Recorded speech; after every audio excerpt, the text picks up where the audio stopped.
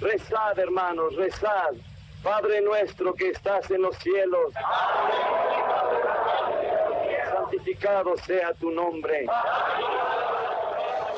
Voilà, ce film, Pascal, il fait partie d'une grande exposition qui se tient à l'Institut du Monde à Paris, consacrée aux chrétiens d'Orient. Oui, alors cet extrait figure dans l'exposition. Pourquoi?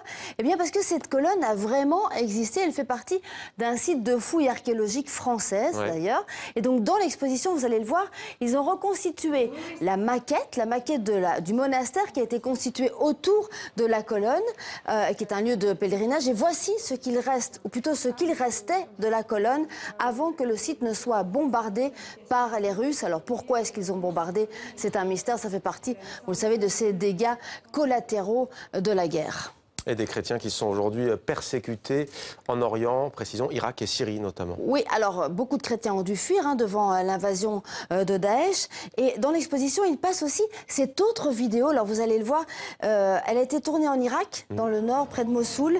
Ces moines reviennent dans leur monastère après l'occupation de Daesh. Et regardez, ils cassent ce faux mur qu'ils ont construit parce qu'ils ont emmuré leur trésor derrière ce mur. Et regardez dans les tonneaux, ils ont mis, ils ont mis leurs livres, leur bibliothèque, leur patrimoine pour sauver leur patrimoine millénaire, éviter la destruction évidemment par les djihadistes. Et justement, ce patrimoine millénaire, Pascal, cette exposition à l'Institut du Monde arabe, c'est l'occasion de voir des pièces très rares. Hein. Oui, alors cette exposition, c'est évidemment l'occasion de voir des pièces très rares. Vous allez le voir dans le sujet qu'on a tourné sur place. C'est aussi l'occasion de rendre hommage à ces chrétiens qui résistent. Vous savez qu'au début du XXe, les chrétiens constituaient 20% de la population en Orient. Aujourd'hui, ils ne sont plus que 3%, mais ils sont là, ils tiennent bon et cette exposition leur rend hommage. Regardez cette visite guidée.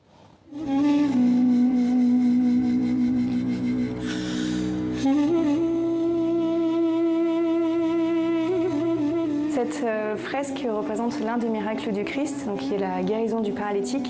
Et c'est une fresque très importante parce que c'est la première fresque chrétienne qui provient par ailleurs de Syrie. Donc, le site a été pillé il y a plusieurs années par l'État islamique puisqu'il se situe aujourd'hui dans une zone de guerre non loin de Deir ez-Zor et de l'Euphrate.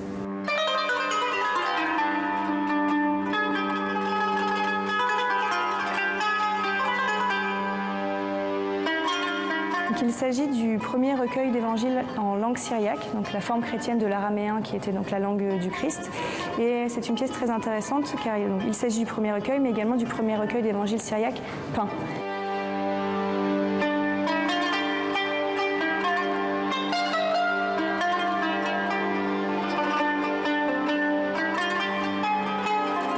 Il s'agit d'une lettre du sultan Soliman le Magnifique à François Ier. Et donc dans cette lettre, le sultan ottoman indique au roi français que les chrétiens de l'Empire ottoman seront protégés par lui-même. Et le document renouvelle aussi des échanges commerciaux qui avaient été engagés quelques années plus tôt.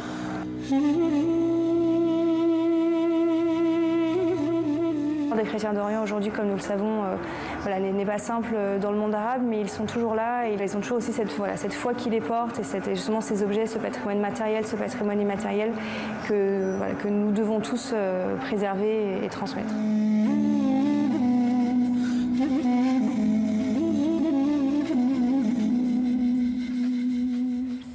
Voilà, c'est à voir absolument en ce moment à Paris, à l'Institut du Monde arabe, jusqu'en janvier, Mohamed. Et notamment les moucharabiés qui illuminent à nouveau l'Institut du Monde arabe pour ses 30 ans.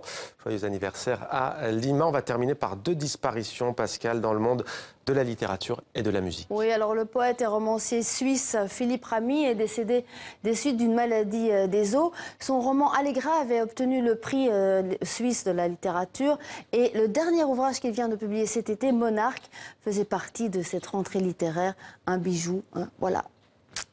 Et autre disparition. Oui, alors une autre disparition, Tom Petty, rocker de l'Amérique profonde. Il est décédé des suites d'une crise cardiaque. Il revenait d'une tournée pour les 40 ans de son groupe, Heartbreakers. Un de ses tubes avait fait le tour du monde, vous vous souvenez, I Won't Back Down, et on écoute un hommage musical.